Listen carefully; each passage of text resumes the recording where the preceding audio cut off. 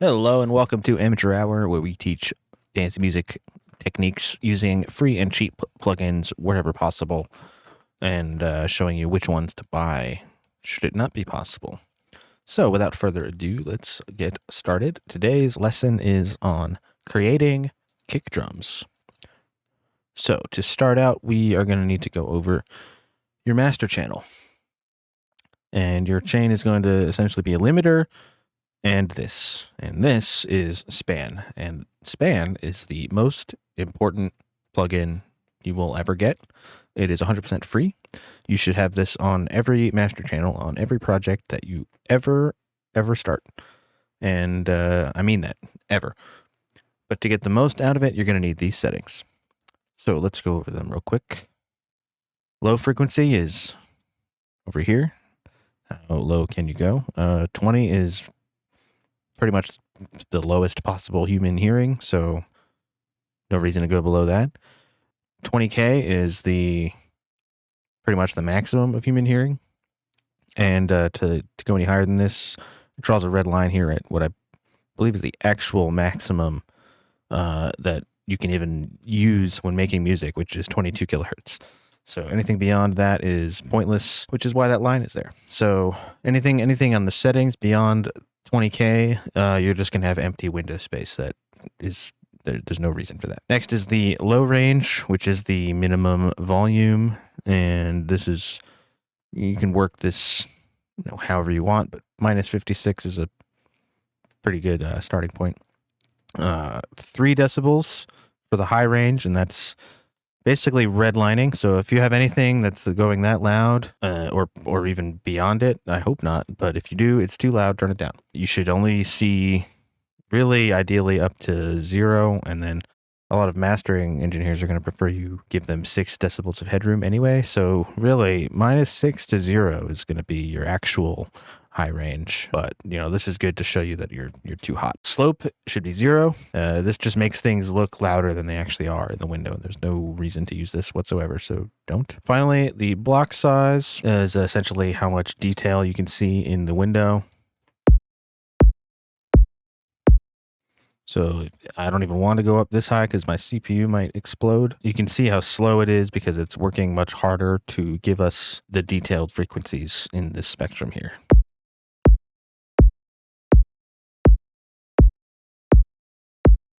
So 4,000 is perfectly fine to use. If your CPU is still struggling, go down to 2,000.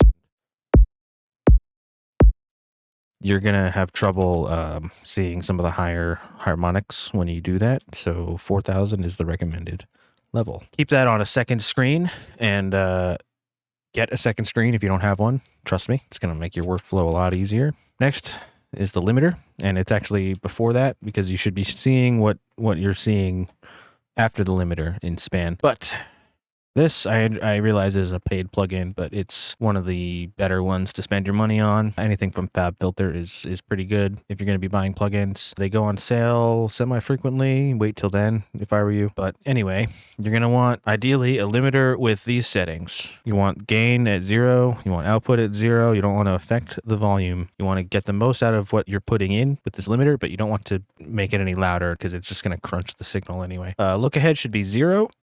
A lot of limiters, especially free ones, you can't go this low, which is one reason why I use this. But you can usually go down to like 0.3, which is, that's not that low. Ideally, you want as little look ahead as possible because it's just using CPU for no reason. Attack should be as slow as possible because you don't want to crunch your transients. You want those to be as loud as possible. That's the whole reason we're doing this. Likewise, the release needs to be as fast as possible so it stops crunching the signal as soon as possible. Don't worry about these. I wouldn't bother with those for sound design. And lastly, Pro L has the styles, which I don't really understand how they work, but I use Punchy for drums. That's what is recommended. If you're looking for a free alternative, very good limiter to go with instead is Loud Max. And this is like as bare bones as it gets. You're basically going to leave these settings alone, though. Don't touch the threshold or the output.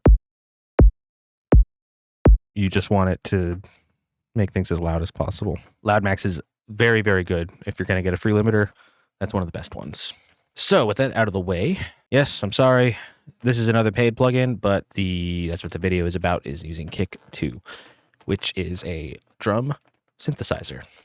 And the reason you want to buy a drum synthesizer like this is because any synthesizer can make these sounds, but Kick and the Kick series can make drums much easier because it's designed for that. The interface is specifically designed for that. So in a lot of synths where you have multiple oscillators that you won't need, you only need one to create the sub for your kick drum, and snares can use a sub as well. But mainly you're using this for kicks. That's why it's called that. There is a third version out now. It is, at the moment of recording, it is cheaper because of the Black Friday sale. It's about $60, but that's probably going to end this week. So the normal price is around $100, I think. Kick 2 will still be cheaper when that happens. So if you're going to spend money on a plugin, this should be one of the first ones you do if you're making dance music. Highly, highly recommended. So what is a kick drum? Simply put, it is a sine wave pitched down rapidly. The biggest difference in pitch is going to be right here between the 7 and 5 because of the frequencies within that spectrum or within that range. So we zoom in here. You can see the wavelength getting wider and wider and wider, or longer. And that's just because of the pitch going down. What we want to do here is achieve a sort of thumpy knocking sound, but without any particular note coming through to your ears. And I'll show you what I mean.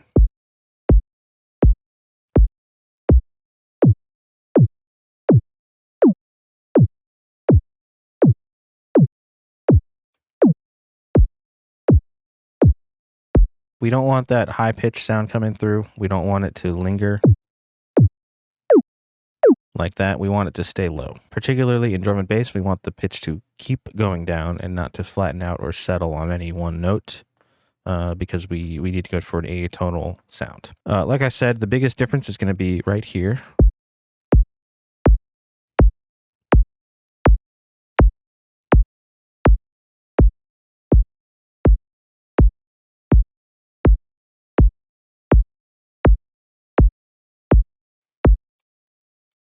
So I actually liked it where it was before.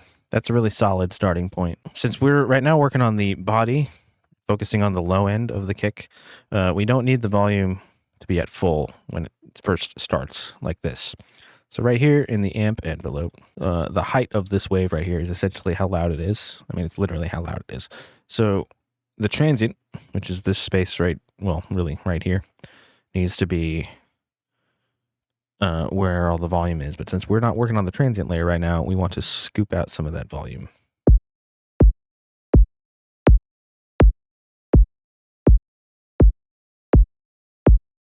As for the rest of this, pretty much leave this as it is. We want the kick to be at full volume for most of its lifetime within this plugin, and I'll show you why. In order to get the most control out of this, we are using the utility plugin, which every single DAW has something like this. It might not be a plugin that you drop on. It might just be part of that channel, but you're going to have something like this with a gain knob. And this is all we're really focusing on right now. So we want to set automation or an envelope for that gain knob. And that's going to be how we control the sound. So if we extend this,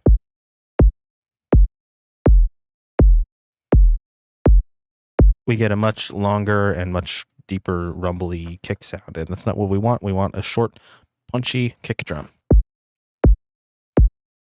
And that's basically it right there. We've created it. So we're going to go ahead and render this out. And this is why we use a master chain or a master effect chain for drum sessions, because we're going to render it directly to audio through the DAW. Encode in PCM. We don't want MP3 because we're creating music. We need as much of the frequency range as possible. And MP3 compresses, which means it just basically chops off the top frequencies. That's not what we want. Don't worry too much about bit depth or dither. We're making samples. Do your own research if you really care, but just stick with the default settings. And we're going to just call this the body. Actually, we're going to call this the version 1 body. So there is our kick in glorious audio format. Oh, but I did forget one thing. Well, I can do it down here, I suppose. We want to boost mainly just this one little frequency range here, and that is right around 60 hertz. So the bandwidth is about 1.1, 1.2, something like that. But this is going to sit really nicely in the mix for all of drum and bass, because 60 hertz sounds really, really good on club speakers. So normally you would do that before rendering it out, and you would see the waveform reflect this. This would basically square off these waves right here. Right now we're seeing almost perfect sine waves, and they're very smooth, which is fine, but we want lots of volume with drum and bass kick. So normally this would be squared off at this point, but we're EQing it here on the audio instead. There's nothing wrong with that. The next layer is the transient, and we're gonna just open kick 2 again. Since we're creating just this little short piece of the wave, it doesn't matter how long we make it. It's gonna hardly use any of this. It's gonna cut off like well before this. So the transient, there's not as much to it. The sound will be greatly different from changing this pitch right here, but you generally want it to start at the top because we want a very nice clicky sound. We also want to make sure the amp starts at full because that's the entire point of what we're doing here. I'm also going to make sure this audio or this automation is as far back as possible. I always forget to do that, and it cuts off the beginning of my transient layer. By the way, the automation envelope in all of these DAWs has a bug where once the automation goes up and the track loops back, if it hasn't gone back down to where it was, it will stay there when it gets up here. So let's say you automated up high and then you started out down low, it's going to start out up high and it's going to ruin your sound. You don't want that. So make sure you've essentially resolved your envelope with automation if you're looping.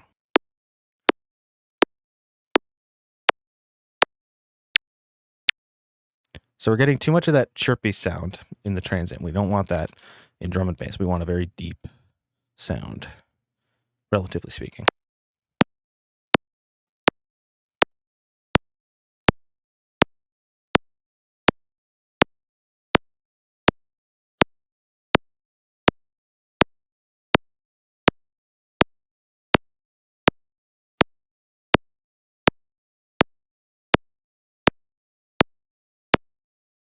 And that sounds good to me. We can box that up as it is. There is one more thing we can add, and we want to be sparing with this, but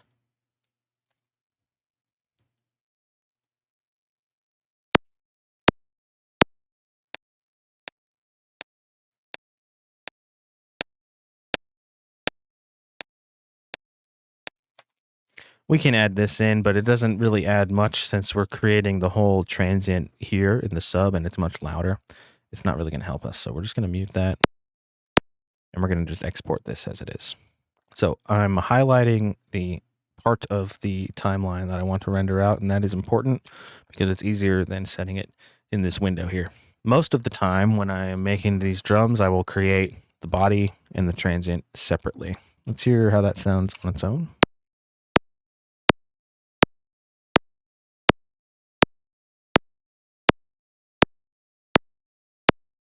Not too shabby. We can EQ a little bit of the unwanted highs out, which is not going to be much, but it's there. We're going to use a shelf for this, though. If we can use the correct shelf, there we go.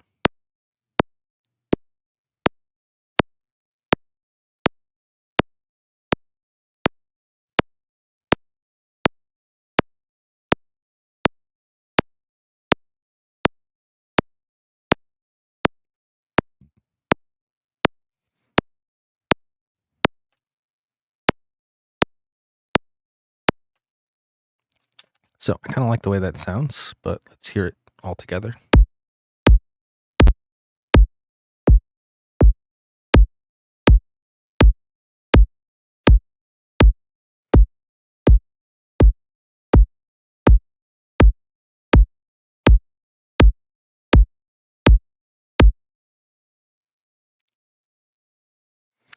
And let's make sure that's at full volume.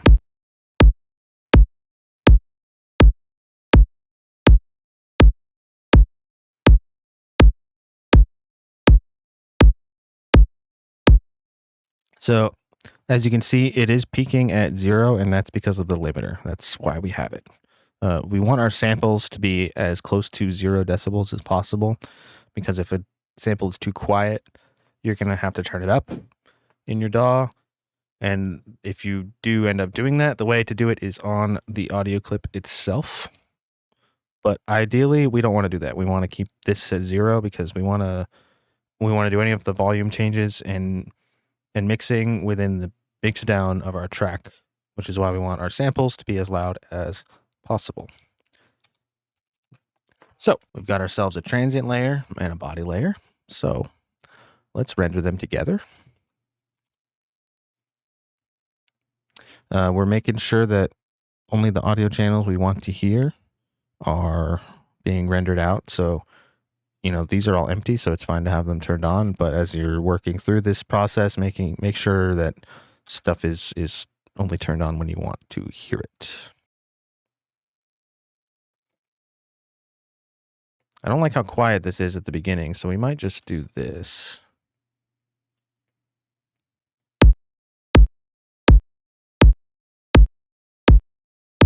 No, I don't like that either, though.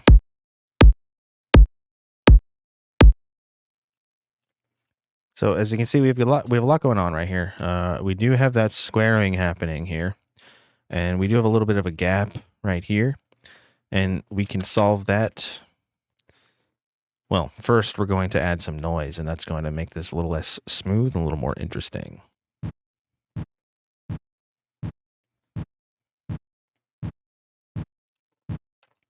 So this noise layer, we don't want it to interfere with the transient because it's pretty much all high range. So make sure that you've got the volume coming up, getting past the transient, which is, easy to see where the transient is. It's where the chunkiest part of the waveform is, especially if you zoom out. Like so. There's not a lot of great options in here for noise, but we can find something like this.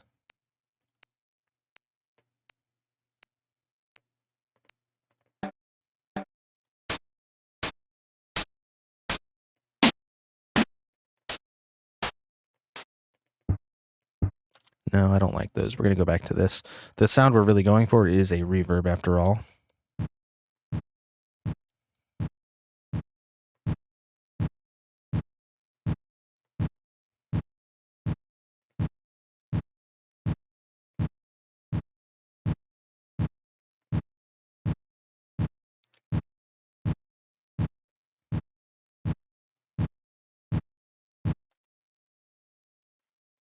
That's not too bad for a noise layer, so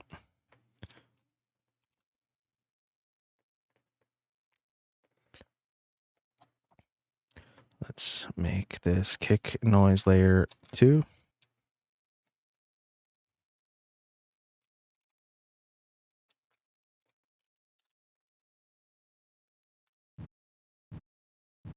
And let's turn it up a bit.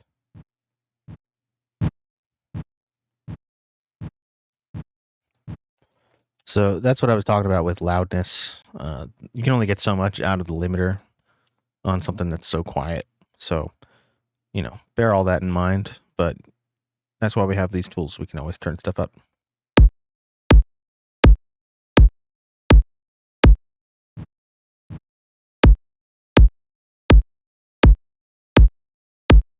So that sort of gives it the impression that this was recorded from a real drum, which would be recorded in a room. And even if it's a soundproof room, there's going to be some form of what we call room information.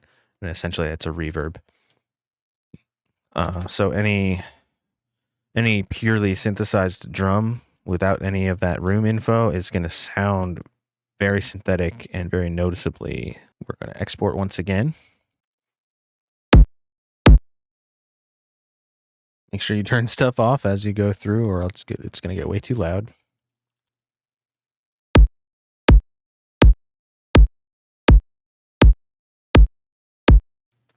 So there's one last layer of processing to do on this, and we do not keep it on this project until we're using it, and I'll show you why. This is a frequency splitter that I have set up via instrument rack, and Ableton's instrument racks are very cool and very powerful because you can create these long effects chains and do all sorts of different things with them and then save them and just plop them right onto your tracks. It's a great way to save time. It's a great way to to achieve things that might take an expensive plugin otherwise to do. That being said, this one does contain some fairly expensive plugins via FabFilter Pro Q, but I will show you why we need them.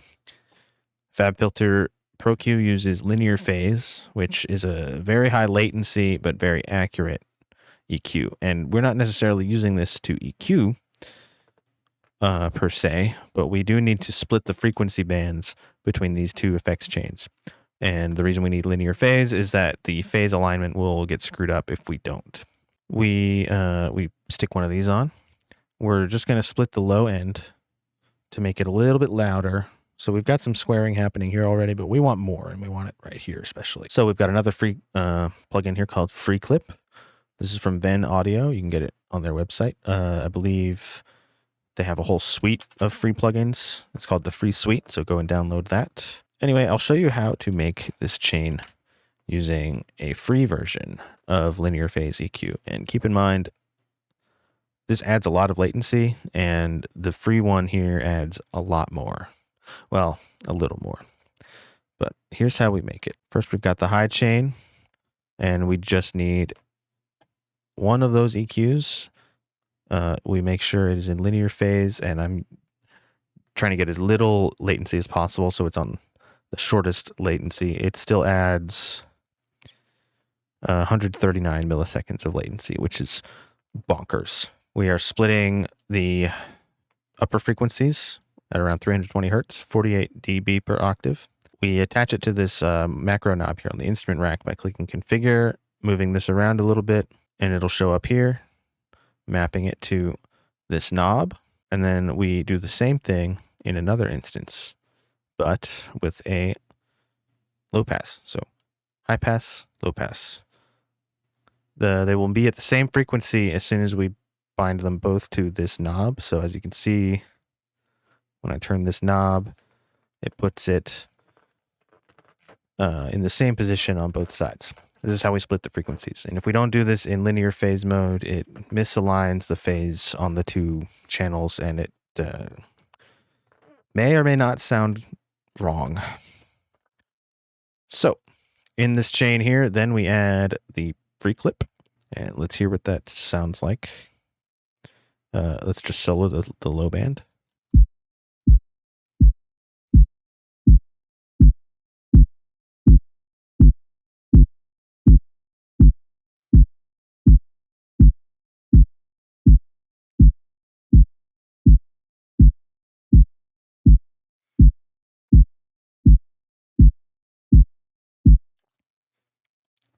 And when we do this, it adds a lot of harmonics that we don't want in the low end. So we just copy the same EQ from here and put it past the Freeclip. So we're just splitting that frequency, or rather EQing those same frequencies again. And when we turn this knob, it does turn the knob again, or move the frequency in this. But you can see the latency in real time when I turn this. So let's hear what it sounds like without that.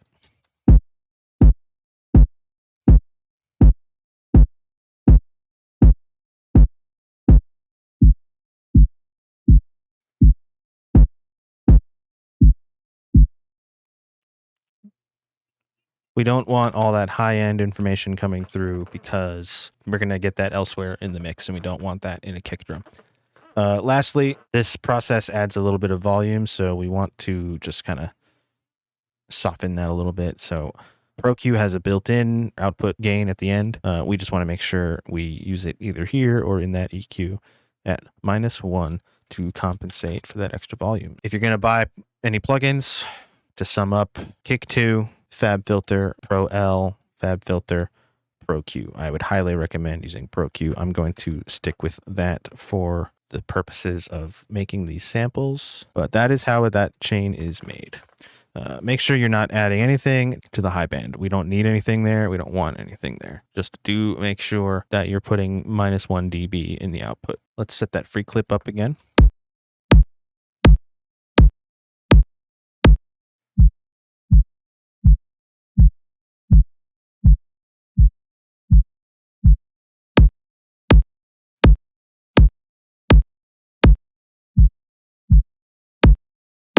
So that sounds pretty good. We're going to just do our final render here.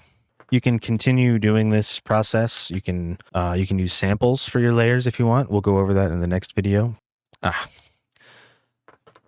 have forgotten, of course, in my foolishness, the latency.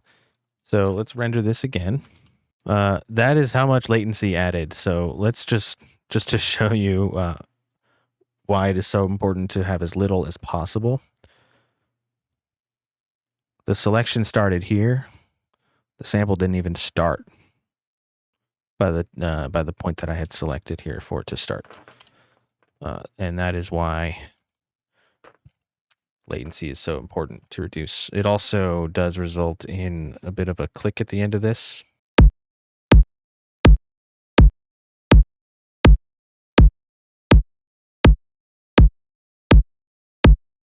And we don't want that click either. In fact, we don't want this sample to be quite this long either. So we're going to just do this fade out to do this here real quick.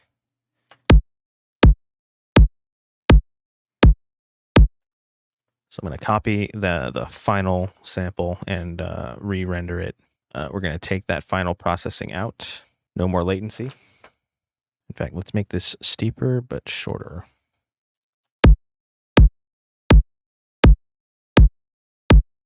If you turn these off, but you don't delete them, it keeps the latency. That's what I did wrong.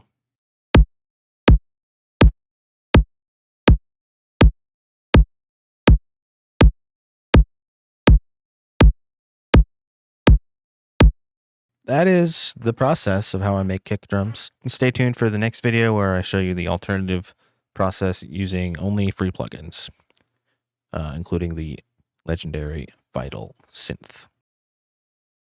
See you in the next one.